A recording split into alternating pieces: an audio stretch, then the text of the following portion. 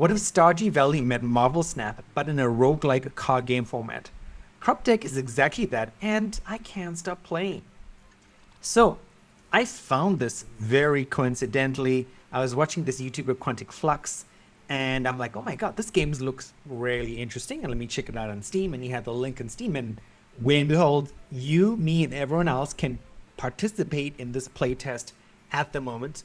But I would highly suggest you check out Quantic Flux's video because he gave an overall impressions, and it's about an hour and something video. This is going to be much shorter. I'm just going to give you my thoughts about the game, why I like it specifically, because this game actually just blew me away, especially because I played Marvel Snap, I played Hearthstone, I played Legends of Runeterra, and you know, I'm turning 43 this year, and I'm just over the fact of having to spend money like every 3 months in the case of Hearthstone, every month in the case of Marvel Snap, right? Like there are so many games out there that I want to play, and I just don't have time to do that, which is why I want to play more games. I want to make videos about more games. Which is why this video is happening.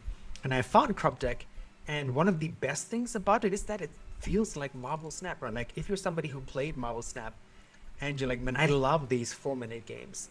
The only thing that could make Crop Deck better is if it was on mobile, then I would be blown away. But it's currently just on Steam, and it is in a playtest mode. So the playtest is free. There's no founders packs. You don't have to pay any money, but it is somewhat bare bones. Like the game feels there, the sound effects are there, but there's definitely more that could be added to the game.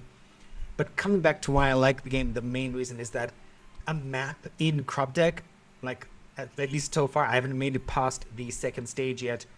It's about 5 to 10 minutes at most, because once you get the game, it's one of those games that's like super easy to learn, but very difficult to master because it is a card game, right? There has to involve some sort of thinking, some sort of strategy behind it.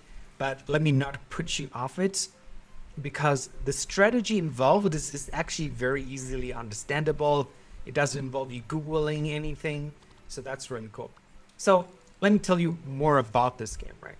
So to summarize the basic story of the game is you're a farmer and you're trying to grow crops and sell these crops to pay off taxes to a landlord.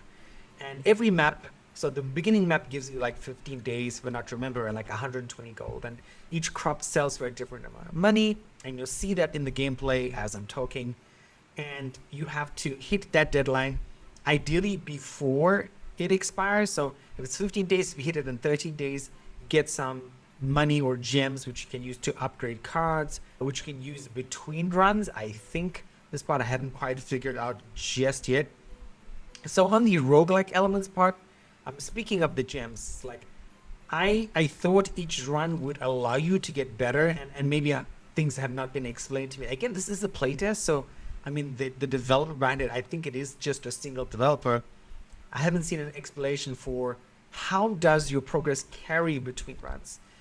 My inkling or my thoughts so far are that in the game, between runs, your progress is carried over by the cards that you unlock or the scarecrows that you unlock, right?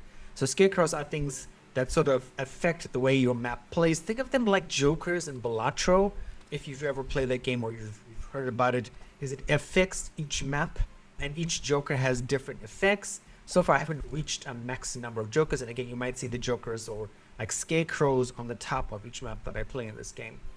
So at the moment, it's very minimal, right? It sort of likes music, or it has a very basic tutorial, and that tutorial is good enough. Like it allows you to play the game and enjoy the game.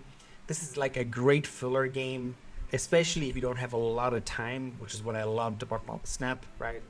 It's like the best part of Stardew Valley. Like I love the relationships and the romance and that sort of game, but it's just like farming and making money, which is really cool, right? So I'm really impressed about this game. Check out the link in the description of the video. Don't forget to like, subscribe, and share for more. If you want me to play more Crop Deck, let me know. I'd love to talk to the developer as well. I could try and organize that. Again, this video is on my channel, not the Middle Edge Gaming channel, so the audience is much smaller. And generally speaking, developers look for people who have somewhat larger audiences, but we'll see. Thanks again for tuning in, guys. I hope you enjoyed this video. Stay tuned for another indie cozy game next week. See you then.